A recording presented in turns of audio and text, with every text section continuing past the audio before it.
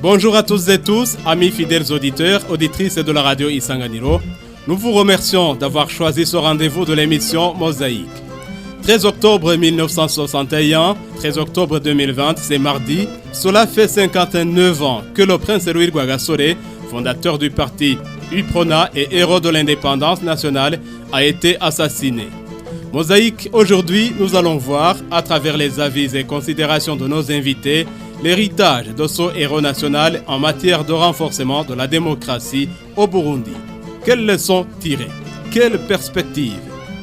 4 invités sont avec nous pour nous faire cette analyse. Olivier Nkurunziza, vous êtes le porte-parole du parti UPRONA. Bonjour et bienvenue. Bonjour et merci pour l'invitation. Adrien Sibomana, ancien Premier ministre burundais, vous étiez du parti UPRONA. Je ne sais pas si vous le restez encore. Vous êtes aujourd'hui le président du Conseil national des Washinganahe. Bonjour et bienvenue. Bonjour, je ne suis plus. J'ai quitté en 2003. Rémi Habzalimana, vous êtes le représentant de la maison Lueur d'Espoir. Bonjour et bienvenue. Bonjour, merci de m'avoir invité. Le 4e invité, c'est vous, monsieur Tassien Sibomana, que nous allons essayer de joindre par voie téléphonique. Vous êtes un acteur politique de l'opposition, ancien membre du comité directeur de l'UPRONA, mais je ne sais pas si vous êtes de l'UPRONA encore. Bonjour et bienvenue, monsieur Tassien Sibomana. Bonjour mon ami Vicario, je suis bel et bien de l'UPRONA plus que quiconque d'ailleurs. Je salue pour les participants à cette émission, en l'occurrence son excellence Roman Amonim, Adrien Sibomana et les autres, sans oublier pour les auditeurs de la radio Isanganiro. Merci. La mise en onde est assurée par François Akimana, réalisation de Jérôme Nyonzima, Renaud Nyongheza et Dorine Ouimana assurent la prise d'image et au micro, Léon Sebitaliho. Encore une fois, bonjour et bienvenue à cette émission. D'abord, la première question à vous, monsieur Olivier Nkurunziza, porte-parole de l'UPRONA. Qu'est-ce que les Burundais pourraient ou devraient avoir comme héritage du héros national de l'indépendance, le prince Louis Rwagasore, en matière de démocratie? Oui, en matière de démocratie, je le dis souvent et je le répète, c'est le prince Louis Rwagasore qui a commencé la démocratie au Burundi parce que vous savez que pour accéder à l'indépendance, le Burundi et les Burundais ont passé par les voies démocratiques, ce n'était pas par les armes. Ils ont fait les élections dans lesquelles a participé plus de 25 partis politiques, même s'ils étaient dans le front commun. Et le prince Louis Rwagasore, lui, il voulait avoir un pays où il y a d'abord l'unité. Et quand on parle de l'unité nationale, il faut bien comprendre l'unité au sein d'abord de l'ethnie qui compose le Burundais, mais aussi au niveau des régions, l'unité au niveau des différentes églises qui se trouvent ici au Burundi, et l'unité partout dans le pays. Mais aussi, il y prenait pour la paix. Il prenait pour la paix, il voulait que le Burundi soit stable, mais aussi, il voulait aussi le développement intégral de notre pays. Et c'est la raison pour laquelle il disait qu'il voulait l'indépendance politique, l'indépendance... Une indépendance immédiate, vous allez dire. Oui, par rapport au front commun. Oui, mais aussi l'indépendance au niveau de matière économique, sociale, mais aussi culturelle. Et voilà, il a été assassiné 25 jours après exactement les élections de 18 septembre. Vous voyez qu'il n'a pas eu même le temps de mettre en application ou de voir ses rêves se réaliser au Burundi. Et voilà, l'héritage de Rwagasore, c'était ça. Il était un homme de paix, un homme de dignité, mais aussi qui voulait le développement de notre pays. Unité, stabilité politique, développement économique, c'est beaucoup pour le prince Louis Rwagasore. Mais il y a eu une victoire écrasante de l'UPRONA en septembre 1961, c'est toujours vers vous, M. Olivier, le parti UPRONA qui prônait pour l'indépendance nationale directe, immédiate, en moins d'un mois. Après, c'est l'assassinat du prince Rwagasore qui n'a donc pas eu l'occasion de savourer la célébration de cette indépendance en juillet 1962. Est-ce qu'on peut dire aujourd'hui que la ligne de gouvernance tracée par le prince Louis Rwagasore a toujours été gardée au sein de l'UPRONA? D'abord, la ligne du parti PRONA, c'est toujours un parti de la paix, effectivement. C'est un parti qui prône pour l'unité, pour la paix, le développement intégral. Ça reste même dans notre devise. Mais il faut savoir qu'après la mort de Rwagasore au Burundi, il y a eu de turbulences politiques, il y a eu pas mal d'assassinats. Vous savez que même après, à 4 ans seulement de l'obtention de l'indépendance, et même la démocratie qu'il prenait n'a pas pu continuer parce qu'il y a eu l'ascension au pouvoir par force par des militaires. Et il y a naissance au lieu de continuer dans le multipartisme, il y a eu le monopartisme, non pas voulu par l'UPRONA mais par l'arrêté royal du 23 novembre. Et cela s'est handicapé. C'était en 1966. En 1966. Et voilà, tout cela a donc l'UPRONA a été un parti unique à partir de 1966. De 1966, oui. Le 23 novembre. Alors, tout cela a poussé que, bien sûr, même si aujourd'hui on regarde, les rêves de Rwagasore dans son discours restent toujours d'actualité. Ça montre qu'effectivement, ce qu'il a voulu, sa vision, n'est pas encore accompli à 100%. C'est la raison pour laquelle nous devons tout faire. Et premièrement aujourd'hui, c'est le gouvernement du Burundi actuellement qui doit mettre en œuvre ses rêves. C'est peut-être toujours dynamique, les choses évoluent avec le temps. Monsieur Adrien Sibomana, vous avez été membre du parti UPRONA, vous aussi, mais vous venez de dire tout à l'heure que vous l'avez quitté en 2003. Votre appréciation par rapport à ces questions que je viens de poser justement à monsieur Olivier Nkurunziza, le porte-parole de l'UPRONA, c'est quoi que les Burundais pourraient ou devraient avoir comme héritage de ce héros national de l'indépendance, le prince Louis Rwagasore? Oui, je vous remercie. Effectivement, il a laissé un parti avec un idéal de paix, d'unité, de développement intégral, d'indépendance. Et cet idéal est toujours là, non seulement au parti UPRONA, mais tous les autres partis. Je n'en connais aucun qui peut prôner la division ou l'instabilité ou la perte de l'indépendance. Donc, l'héritage de Rwagasore est toujours là. Mais ce que je voudrais dire, c'est que la démocratie, c'est quelque chose d'assez complexe. Peut-être on ira un peu en profondeur là-dedans. Il y a les mots, il y a les définitions, mais il y a aussi les hommes. Vous savez, les philosophes nous ont toujours les hommes, mais aussi les actions. Oui, mais j'allais dire, les philosophes nous ont toujours dit que l'homme est un être qui change tout le temps. Quand nous sommes entrés ici, nous portons toujours les mêmes noms, mais nous ne sommes plus les mêmes.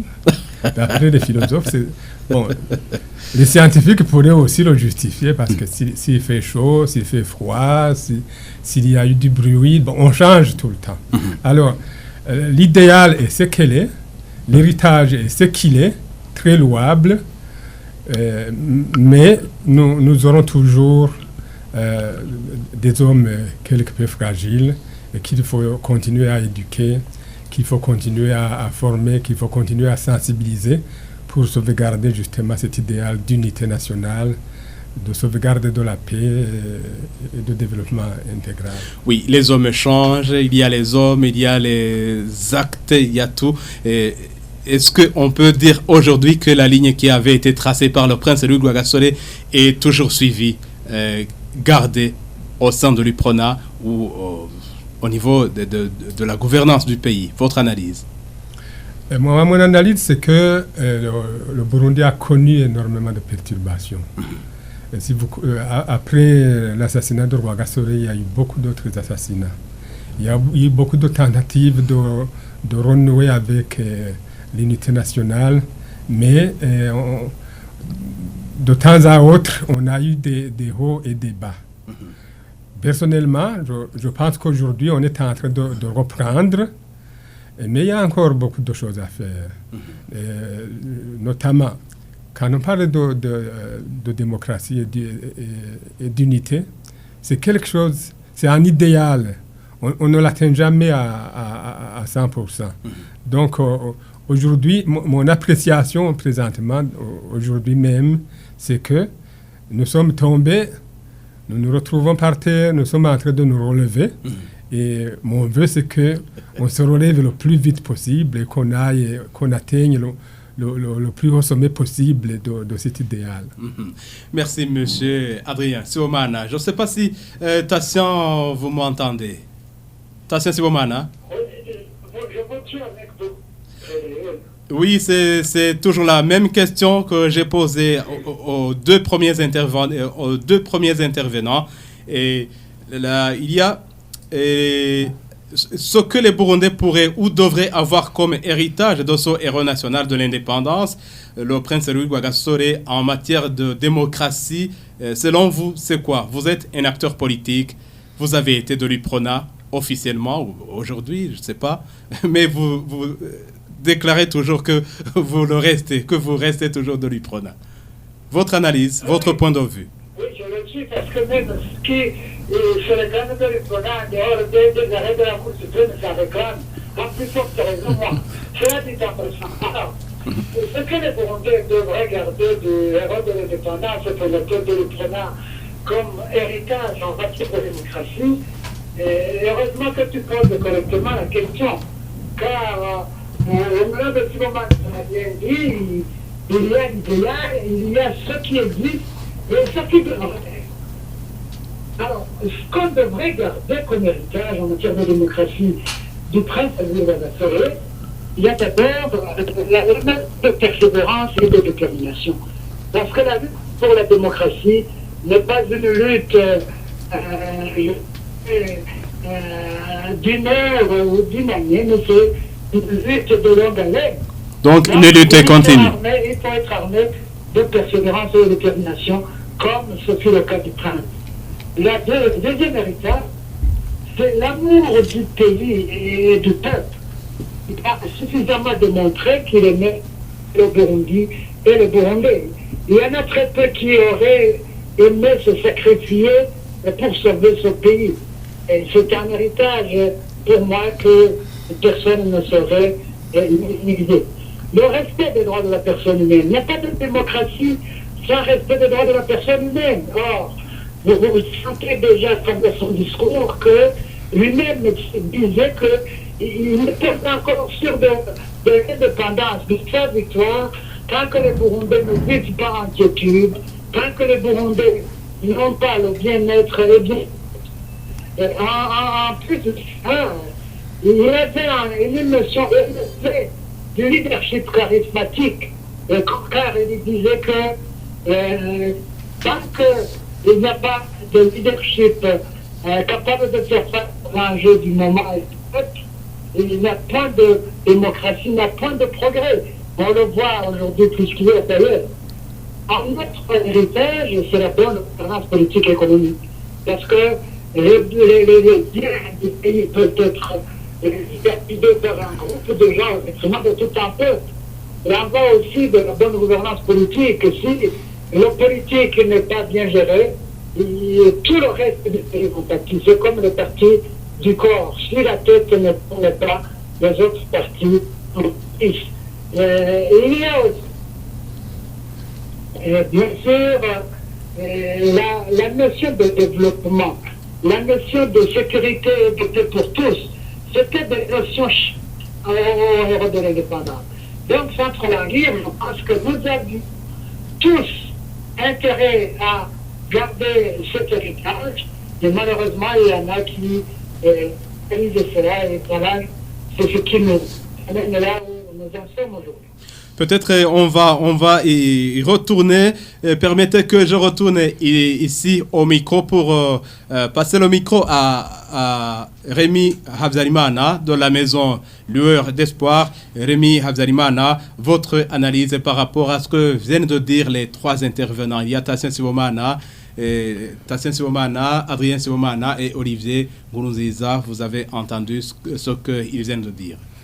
Merci beaucoup et je crois qu'ils ont pratiquement touché tous les angles, mais je reviendrai peut-être ici dans quelques faits, notamment ce qui caractérisait la démocratie prônée par le prince Louis Rwagasore, c'est entre autres les élections transparentes. Les élections transparentes, et c'est peut-être un peu surprenant pour ceux qui n'ont pas voulu aller en profondeur ou tout simplement n'ont pas eu la chance d'en savoir plus. Mais faudrait-il rappeler au Burundi que le Burundi, par exemple, connaît les élections, la participation des femmes avant la France. Donc ça, c'est un fait peut-être banal, mais à cette période, Rwagasore, lui, voulait que vraiment les élections soient massives. Tout le monde est inclusive. Tout le monde devrait avoir droit justement aux élections. Donc, les femmes ont eu droit aux élections, les femmes burundaises, avant les femmes françaises, par exemple. Et ce n'est pas seulement les françaises, c'est plusieurs autres pays européens. Donc, il y a une étude sur ça. Ah oui, bien sûr. Ce n'est pas une étude, c'est un constat. On sait quand les Françaises ont commencé à voter et on sait quand les Burundais ont commencé à voter. D'accord. Deuxième point, c'est un fait assez intéressant parce que c'est le fait que le prince Rwagasore savait analyser l'actualité et prenait des décisions en tenant compte justement de l'actualité et par rapport à ce qui se passait à l'intérieur du pouvoir. Ici, rappelons que le prince Rwagasore, justement, était fils du roi et par conséquent était supposé devenir le roi lui-même, avait beaucoup de chances de devenir roi. Mais compte tenu de la situation... Il ne lui manquait de rien. Exact. Et compte tenu de l'environnement politique de l'époque, analysant ce qui se passait dans d'autres pays africains qui non seulement réclamaient l'indépendance, mais aussi voulaient les républiques plutôt que la royauté, Rwagasore, lui, il va plutôt justement avancer vers le sens de dire faudrait-il que non seulement le peuple soit indépendant, mais qu'il ait vraiment le bien-être. Et par le bien-être, ça équivaudrait peut-être à ce qu'aujourd'hui on appelle le développement intégral. Donc, qu'une personne ait la liberté d'expression, la liberté dans ses droits, finalement, mais que cela ne se limite pas à ce niveau, mais que ça aille aussi dans le secteur économique. Et je rappellerai ici que, par exemple, la notion de coopérative prend l'envol à cette période. C'est lui qui va initier cela. Et ça, c'est très important pour un prince. Et l'autre élément qui est coloré à celui-là, c'est lorsque, par exemple, lui, il paraît, et ça a été dit aussi et écrit, que son père lui dit « Toi, tu choisis d'entrer dans les partis politiques, donc tu renonces à la royauté, donc tu ne prétends plus devenir roi. » Alors, il lui aurait posé la question, en fait, pour lui dire qu'il est vraiment tranché, il a dit « Qui vous a dit que j'aspire justement à la royauté ?» Alors, voilà un prince... C'était une façon de le tester.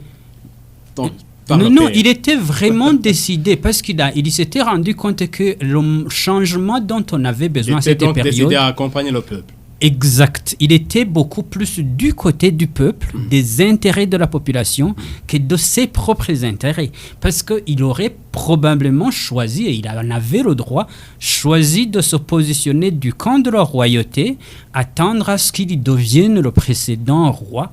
Mais voilà qu'il y renonce justement à ce poste, à ce positionnement, pour aller beaucoup plus en bas travailler plutôt avec la population, encadrer la population dans les coopératives, leur montrer comment ils peuvent se mettre ensemble et finalement s'entraider et développer leur famille. Enfin, c'est finalement, si je m'attarde un peu sur cela, ce choix délibéré. Parce que c'était vraiment important. Il choisit de ne pas aspirer à la royauté, mais après analyse justement de se dire probablement et même certainement je serai plus efficace lorsque je travaille directement avec la population, je les encadre étant vraiment en bas.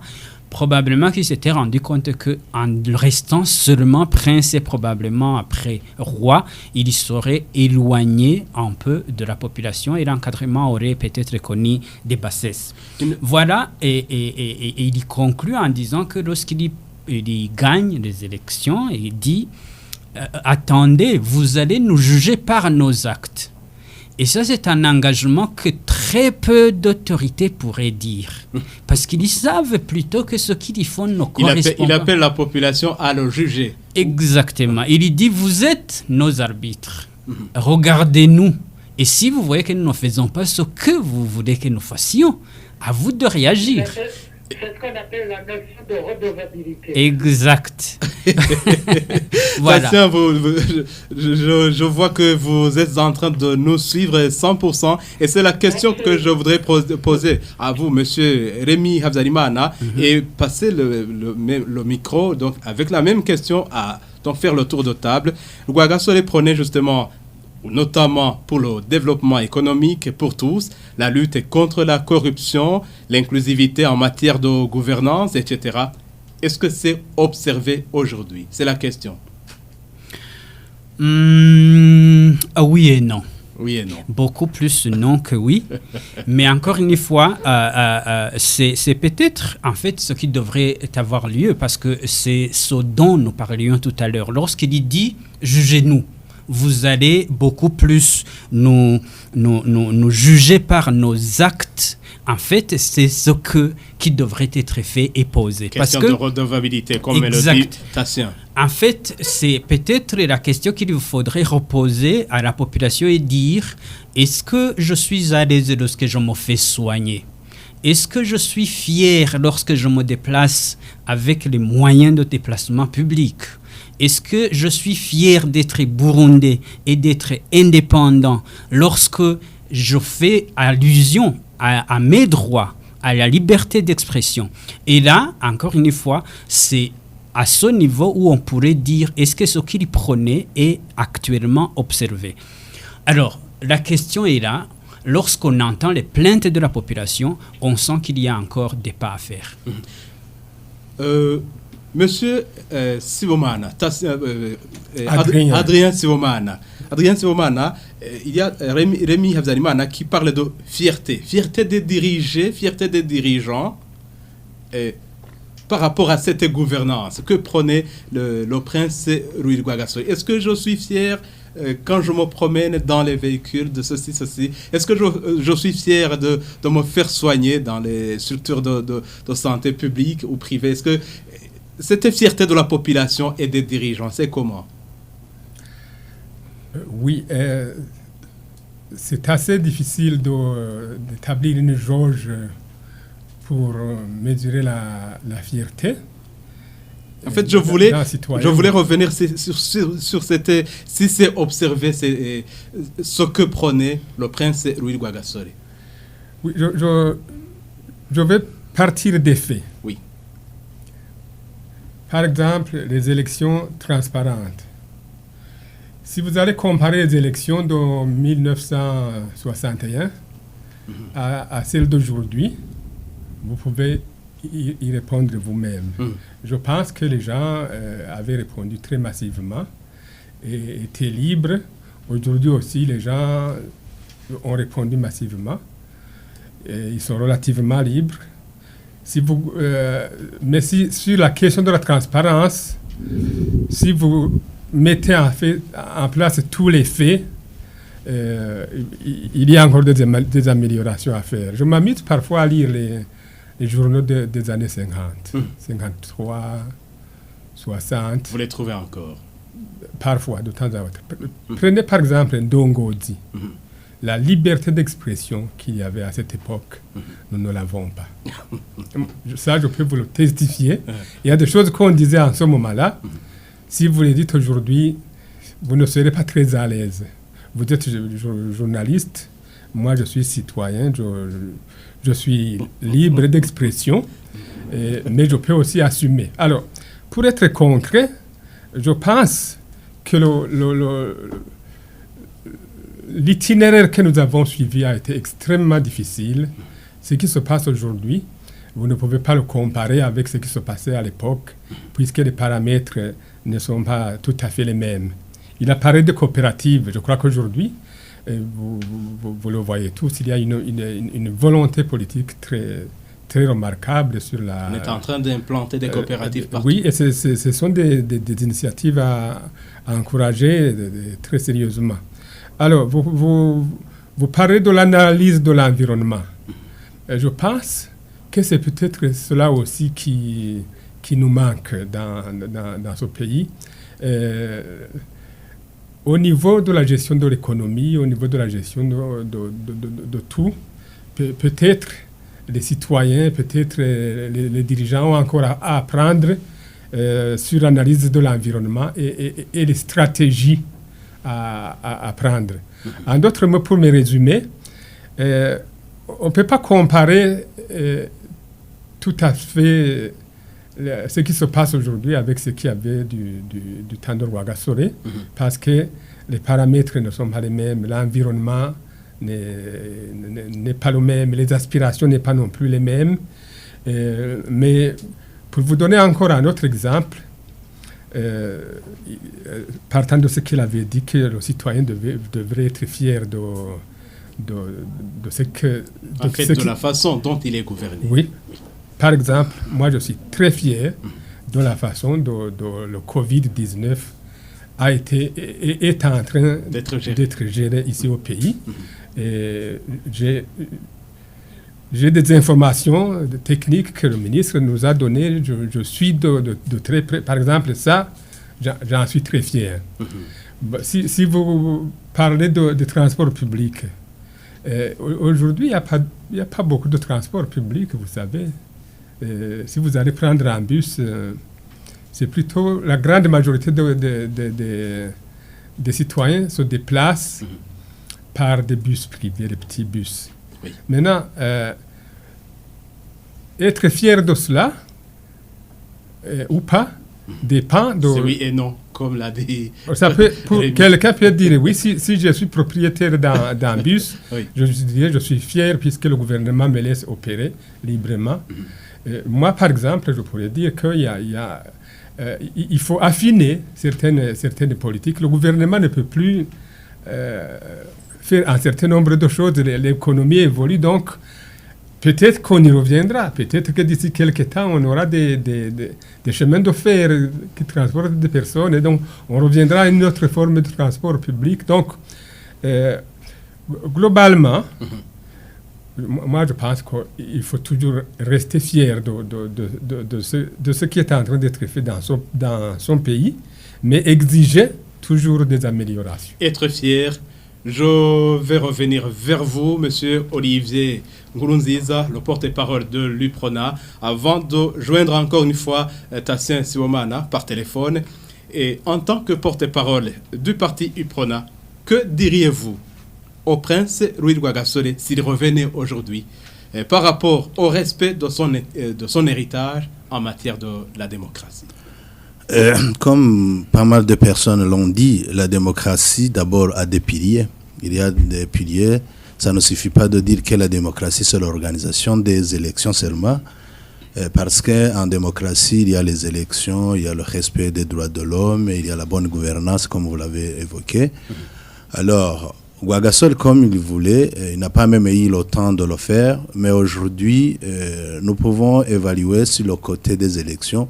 Les Burundais sont en train de comprendre qu'il faut d'abord mettre les institutions qui dirigent le pays par voie électorale. Ça, c'est une étape qui est là.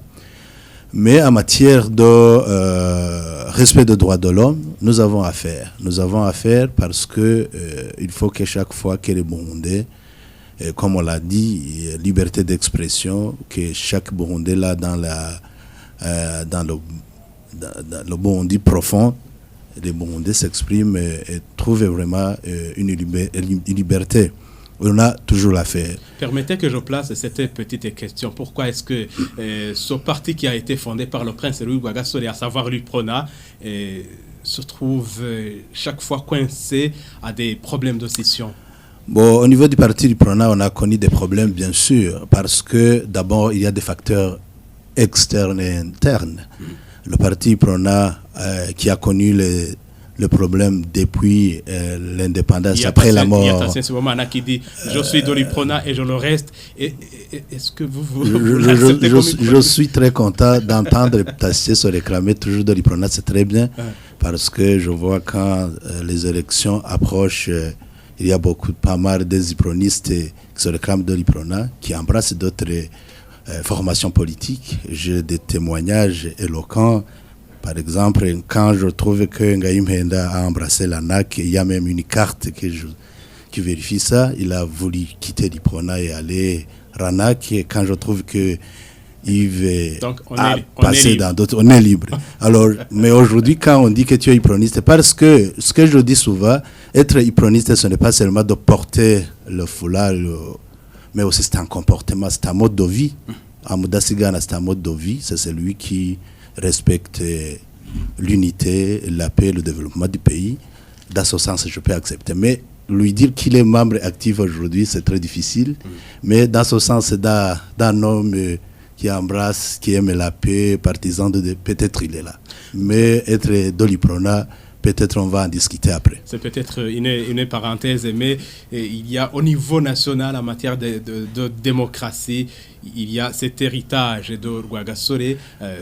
Donc, au-delà de l'UPRONA, est-ce que ce que prenait Rwagasore est observé aujourd'hui? Oui, il y a quelques lignes qui sont observées, mais il y a encore un chemin à faire, parce que, je le dis, comme je le disais, en matière de bonne gouvernance, il y a toujours il y a lutte contre la corruption. Il y a aussi, en matière de la justice, il faut que le Burundais aussi, la justice doit être améliorée pour que les Burundais, quand ils ont des litiges, soient libres d'aller porter plainte et espérer avoir des jugements équitables. C'est ça ce que nous voulons. Alors, vous voyez que la démocratie, c'est un processus. C'est la raison pour laquelle, pendant même mon introduction, j'ai dit qu'il y a beaucoup à faire, parce que chaque fois quand on écoute le discours de Prince Louis Rwagasore, on trouve qu'il est d'actualité, c'est-à-dire qu'on a beaucoup à faire, on n'a pas encore atteint ses rêves. C'est la raison pour laquelle j'invite les hommes politiques aujourd'hui, mais aussi ceux qui sont aux affaires, c'est leur rôle de mettre en application les rêves de Rwagasore, mais le parti UPRONA, nous sommes toujours là pour toujours faire rappel, mais aussi faire de nos mieux pour pouvoir arriver au rêve de le prince Louis Rwagasore. Arriver, aboutir au rêve du prince Louis Rwagasore, le héros de l'indépendance nationale. Tassien Sibomana, je pense que vous nous suivez encore. Est-ce que vous diriez la même chose qu'Olivier Nkurunziza, le porte-parole du parti? Certainement pas.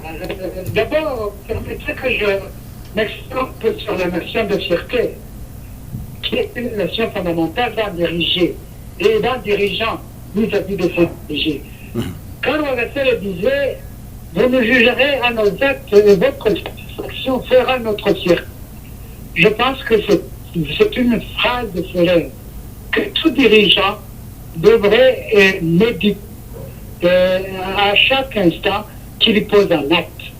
Parce que autant Rwagasore disait ça, autant il y en a qui disent, ou qui disaient hier, et qui peuvent le dire même aujourd'hui, et comme craignent, comme Alice, pourvu comme on craigne.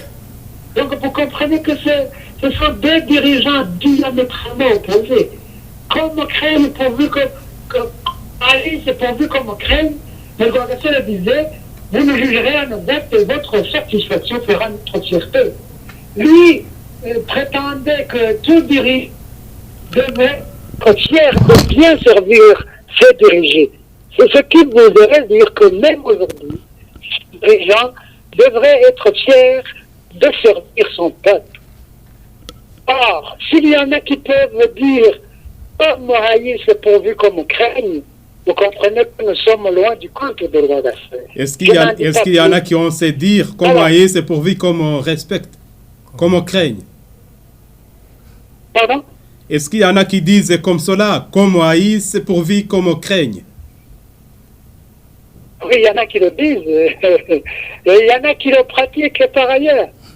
Si vous êtes dirigé en pays ou en peuple par la terreur, si vous faites fi du respect des droits de la personne humaine, n'est-ce pas cette phrase qui est loin d'être célèbre, que vous êtes en train de mettre à l'application.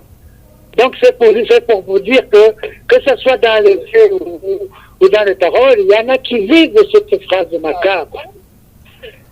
Alors, la question que vous avez posée à M. Olivier, je pense que sans risque de me tromper, je dirais très simplement à notre cher héros de l'indépendance, le fondateur du PRONA, que tout ce qu'il a pensé comme principe démocratique pour le Burundi, ils ont été pris en brèche par des gens qui militent pour leurs intérêts propres et par des gens qui ne sont pas animés de l'amour de leur peuple. Et ils se retrouvent malheureusement aussi bien à l'UPRONA que dans les partis politiques. On le voit aujourd'hui plus qu'hier. Je n'en dis pas plus non plus. Là, s'il revenait, vous pourriez demander d'être intégré, M. Tassien. Oui, je suis très clair, car je dis que prenez une démocratie telle que la voulait que les Burundais en soient. Les Burundais n'ont jamais voulu une démocratie qui favorise les uns au détriment des autres. Les Burundais n'ont jamais voulu une démocratie où la paix est conçue pour les uns et contre. Vous vous sentez défavorisé. Les Burundais n'ont jamais voulu la paix, n'ont jamais voulu la démocratie, et que dont la plupart confondent avec les élections qui sont mal fichues. Donc vous comprenez que les principes sacro-saints qui fondent la démocratie, Brazzassel les voulait rapide. Aujourd'hui, il y en a qui s'en réclament, alors que dans le temps de le vivre, de le mettre en application, il faut autre chose. Je suis de dire à mon ami Olivier, qui est porte-parole de l'État institutionnel, ce qu'ils soutiennent comme système de protection des droits de l'homme, comme bonne gouvernance, comme lutte contre la corruption. Je ne peux me convaincre que c'est ça que vous pensez. Est-ce que c'était ça la ligne que l'UPRONA devrait incarner? Je ne suis pas convaincu. C'est ça que je voulais dire. Non? Bon, Monsieur Tassien Sibomana, restons un peu en ligne. Il faut que je vous pose une autre petite question. 59 ans après l'assassinat de Rwagasore, on peut dire, selon vous, que le Burundi est à quelle étape au niveau de la gouvernance démocratique? Et c'est la question que je vais poser. Pardon? On peut dire aujourd'hui que le Burundi est à quelle étape au niveau de la gouvernance démocratique? Merci de la question. Je pense que le Burundi, pour ne pas dire qu'on est encore loin du compte, parce que la plupart, y compris Olivier, organisent régulièrement des élections. Et de quelle manière? Encore que même les élections bien organisées, démocratiques, libres, inclusives, bref, qui répondent aux normes et standards internationaux, même celles-là ne sont pas suffisantes pour dire que le Burundi est à l'étape réellement de la démocratie. Encore qu'on n'est pas encore à ce niveau des élections libres, démocratiques, inclusives, paisibles, qui répondent aux normes et standards internationaux. On est loin du compte en matière de gouvernance politique et économique. On est loin du compte en matière de respect des droits de l'homme. Bref, c'est pour vous dire donc qu'on est encore loin du compte pour de la démocratie au Burundi. On est en train et il faut que nos professeurs s'arment science et de détermination, comme je le disais. Mais par rapport à 1961 et aux années qui ont suivi, on a évolué quand même. Ouais. Par rapport aux années 1960 et 61, le Burundi a tout de même évolué. Je ne suis pas convaincu. Vous savez, en 1961, les Burundais ont eu des éclaireurs en tête de dire qu'il leur faut une indépendance immédiate. Et les Burundais, dans leur diversité, une seul homme, ils ont défié les Blancs. Aujourd'hui, pour une question d'ethnisme, pour une question de régime, les gens ignorent la démocratie. Les gens de leurs intérêts, ils préfèrent s'allier sur quelqu'un pour le simple fait qu'il est de leur ethnie, de leur religion, ou de leur parti, même sans programme. C'est ça que vous voulez dire qu'on est avancé en matière de démocratie. Je ne suis pas convaincu. Permettez que je revienne ici, au studio. C'est la même question. C'est la même question. Au micro, à celui qui veut, Rémi, Adrien ou Olivier, 59 ans après l'assassinat de Rwagasore, on peut dire que le Burundi est à quel niveau, à quelle étape par rapport à la gouvernance démocratique. Olivier? Oui, quand même, au niveau des rêves de Rwagasore, comme vous venez de le dire, en 1961, en comparant le développement de notre pays, on ne peut pas dire que le Burundi a resté même pays. Quand même, on s'est développé. Peut-être à l'allure qui a été freinée par les crises, mais quand même, le Burundi s'est développé. C'est-à-dire d'une génération à une autre, on a quand même à vendre. Mais tenant compte de 59 ans, le Burundi devrait dépasser vraiment le niveau de développement qu'on a aujourd'hui. Mais c'est toujours justifié par les crises cycliques qu'a connu le Burundi. C'est la raison pour laquelle aujourd'hui, avec la stabilité politique, avec la paix qu'on observe, il faut que le Burundi, cette fois, paye le temps perdu en s'attelant sur le travail de développement. Bien sûr, pour se développer, il faut aussi que les Burundais aient ce courage chaque fois d'assainir le climat politique. Citation alors, il dit que vraiment il n'est pas totalement convaincu et je trouve qu'il est désespéré. Il faut qu'il garde le courage, bien sûr, pour contribuer positivement. Alors au niveau du parti PRONA, bien sûr, comme nous le disons, la démocratie c'est un processus. Nous avons beaucoup à améliorer, nous avons beaucoup à faire et nous devons fournir beaucoup d'efforts pour arriver à un niveau qu'on devrait avoir aujourd'hui après 59 ans. Adrien Sibomana, votre point de vue, le Burundi est à quel niveau par rapport à cette gouvernance démocratique?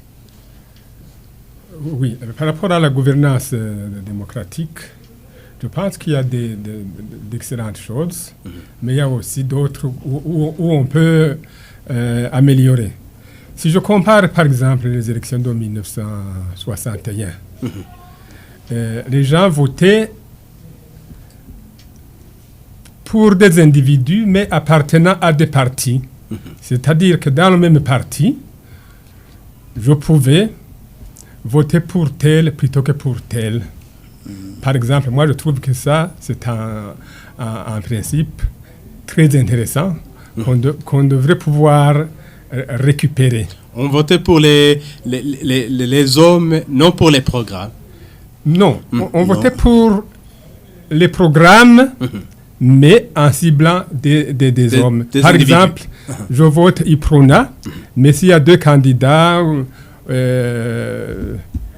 Olivier et Tassien, j'ai une appréciation. Ce n'est pas le parti qui me donne cette appréciation.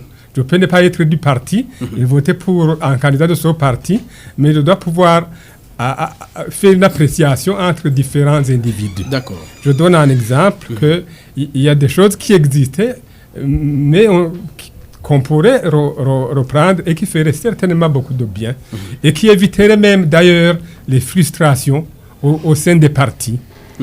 Voilà. Rémi Hafzalimana de la maison Lueur d'Espoir. Merci bien. D'abord, je vais peut-être marquer une nuance qu'il faudrait faire parce que dire ou comparer deux époques qui sont vraiment tout à fait séparées l'une de l'autre, il y a des éléments qui risqueraient de biaiser le raisonnement. Si par exemple on devrait considérer le nombre ou le pourcentage de ceux qui concouraient au point de vue politique, les membres des partis politiques qui étaient vraiment engagés comme des leaders, c'était un effectif très réduit par rapport à aujourd'hui. Ça, c'est un élément important parce que, mais à l'inverse, cet effectif réduit parvenait quand même à faire comprendre la politique ou le contenu de leur programme politique à cette population dont la majorité ne savait même pas encore lire et écrire. Et lorsque, à cette période, vous lisez ce que l'électorat pouvait comprendre par rapport à la séparation de ces deux grandes visions de l'époque, à savoir l'indépendance immédiate et l'indépendance à attendre, vous voyez que la population, compte tenu des besoins qui, cette fois-ci, correspondaient avec les vues du parti de Rwagasore, il y comprenait parce qu'il y vivait cela. En fait, c'est là où je crois ce point qui manque aujourd'hui, la convergence des intérêts de la sommité du pays avec les intérêts de la base. Il y a vraiment une différence assez nette à ce niveau. C'est-à-dire que lorsqu'on approche les élections, les intérêts ou les priorités de la population à la base sont très différents des intérêts des dirigeants, de ceux qui se portent candidats aux élections. Alors qu'à cette période, il y convergeait. Deuxièmement, c'est cette différence malgré le fait que la colonisation avait du poids exercé sur le leadership de l'époque, le leadership burundais parvenait à s'approcher suffisamment de l'électorat, pas seulement pour demander des voix, mais aussi pour l'encadrer dans le développement. Et là, c'est pour cette raison qu'en fait, même à l'absence du prince Louis Rwagasore et de son équipe, j'allais dire, les jalons qu'ils avaient déjà lancés ont porté des fruits jusqu'à une certaine période parce qu'ils expliquaient directement à ceux qui devaient mettre en œuvre les programmes politiques. Enfin, c'est encore une fois une similarité assez étonnante, cette fois-ci, lorsque vous observez le fait d'être au pouvoir et de vouloir écarter les autres. On voit à cette période que les interdictions de la colonisation aux partis prenant de faire la propagande jusqu'à emprisonner le prince Louis Rwagasore, le mettre dans une résidence surveillée. À l'inverse, la colonisation en faveur du parti opposant distribue les papiers ou les brochures par l'hélicoptère, c'est vraiment déséquilibré. Et ça, curieusement, il y a lieu de le voir même aujourd'hui, où lorsque on est en train de battre la campagne, vous ne devrez pas être burundais pour comprendre qui est au pouvoir et qui n'est pas au pouvoir. Et là, la question est, est-ce qu'on a évolué pour changer quelque chose ou il y a quelque chose encore une fois à changer? Enfin, c'est cette notion justement de processus qu'il faut reconnaître que la démocratie, c'est une notion qui évolue avec le temps, qui à un certain moment croît par secteur et je suis tenté de dire décroît aussi dans d'autres secteurs. Et lorsque justement on va dans plusieurs secteurs qui viennent avec l'indépendance, parce que la gestion de la sécurité, la gestion de la diplomatie, qui à cette période était beaucoup plus entre les mains de la colonisation, mais qui lorsqu'on devient indépendant se retrouve entre les mains des Burundais, la manière dont tout cela est géré, ça devient un peu difficile à comparer, parce que là, on risquerait d'être plutôt un peu mitigé. J'ai une petite question et dernière, et je vais encore une fois faire le tour de table, en commençant par le porte-parole du parti UPRONA, vous, Olivier Nkurunziza. En quoi est-ce que le héros national de l'indépendance, le prince Louis Rwagasore, devrait inspirer les Burundais aujourd'hui, dirigeants et dirigés, en matière de renforcement de la démocratie au Burundi? Rwagasore, d'abord, ce qui devrait inspirer aux dirigeants, même dirigés aujourd'hui, c'était un homme qui aime d'abord la démocratie, la transparence politique, mais aussi il aimait le Burundi. C'était un vrai nationaliste. Comme on l'a dit, Rémi, comme il l'a dit, il était un fils du roi. Il ne manquait à rien, mais il s'est donné corps et âme pour lutter contre cette injustice et pour pouvoir libérer le Burundi du joug colonial. Alors c'est cet amour d'aimer le Burundi sans toutefois aimer ses intérêts qu'il faut que les dirigeants d'aujourd'hui doivent mettre en avant dans leurs actions. Il faut d'abord aimer le Burundi, les choses publiques, avant d'aimer vos intérêts. Et le dirigeant de l'époque, mais qui était Rwagasore parce qu'il était fils de roi, c'était un grand visionnaire. Il voyait les difficultés de son père. Il voyait que son père régnait mais ne gouvernait pas, qu'il était un homme qui était là. Alors il faut que chaque fois que tu es en décideur, il faut avoir le pouvoir de diriger correctement sans toutefois être malmené par n'importe qui. Il y a des hommes qui sont dans les postes, mais une fois y arrivés, ils doivent toujours chercher des injonctions ailleurs. Il faut chaque fois diriger selon la loi et les règlements en vigueur qui sont dans le pays. Et c'est ça ce qu'il faut faire dans notre pays. Mais avant de terminer, comme nous parlons de l'assassinat du prince Louis Rwagasore, étant membre du parti UPRONA, il faut que toujours la justice soit rendue. Parce que vous savez que le prince Louis, même s'il a été assassiné, la justice n'a pas bien abouti. Ça a eu des problèmes avec des influences externes qui ont empêché que vraiment la Belgique réponde à ces actes. Parce que ça se voit qu'il y a une main invisible de la Belgique dans l'assassinat de Rwagasore. Alors il faut que le gouvernement prenne les choses en main pour toujours rendre la justice du prince Louis Rwagasore. Un mot à placer, monsieur Adrien Siomahna. Oui, mais merci. Quand j'écoute le discours du prince Louis Rwagasore, je suis toujours frappé par sa tolérance. Les Belges venaient juste de l'emprisonner. Il chicotait ses concitoyens, il les frappait à la chicotte. Il y avait pas mal de choses pas bonnes pour la population. Mais vous ne trouverez nulle part dans son discours aucune plainte contre le colonialisme, contre les Belges. Puisque vous nous demandez de fournir des inspirations, ça pourrait nous inspirer. Le passé est passé, et nous pouvons le condamner, mais le plus à faire, c'est de le corriger que de le condamner. Et donc, je pense il y a beaucoup d'autres choses, mais une des leçons dont on peut s'inspirer du prince Rwagasore, c'était la tolérance et la modestie. Et ça, ce sont des grandes vertus de la démocratie.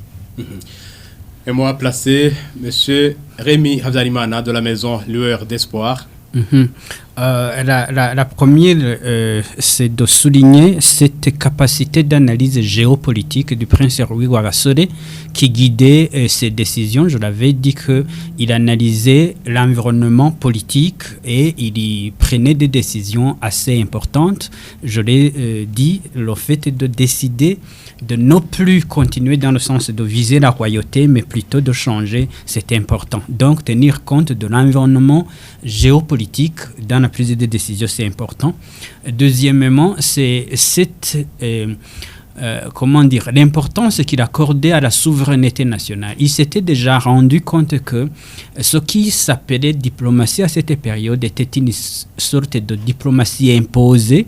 Alors, il négociait déjà ce qu'il appelait la diplomatie équilibrée, équitable, respectueuse. Donc, voulant dire que les puissances, même le colonisateur ne devrait pas dicter, mais devrait plutôt écouter et considérer la souveraineté nationale. Enfin, c'est cette phrase que je qualifie d'importante, dont il a parlé lorsqu'il dit « Vous nous jugerez par nos actes et votre satisfaction sera notre fierté ». Cela devrait être vraiment le mot d'ordre des diriger. Ça changerait leurs attitudes, leur comportement et finalement, ils écouteraient davantage la population qui parle de ce qu'ils veulent et qui devrait être tenu en considération par les dirigeants. Merci beaucoup Rémi Habyarimana. Je rappelle que vous êtes le responsable, le représentant de la maison Lueur d'Espoir. Merci de votre contribution à cette émission Mosaïque. Merci de m'avoir invité, merci aux auditeurs. Merci à vous Adrien Sibomana, président du Conseil national des Bashingantahe. Merci de votre participation et contribution à cette émission.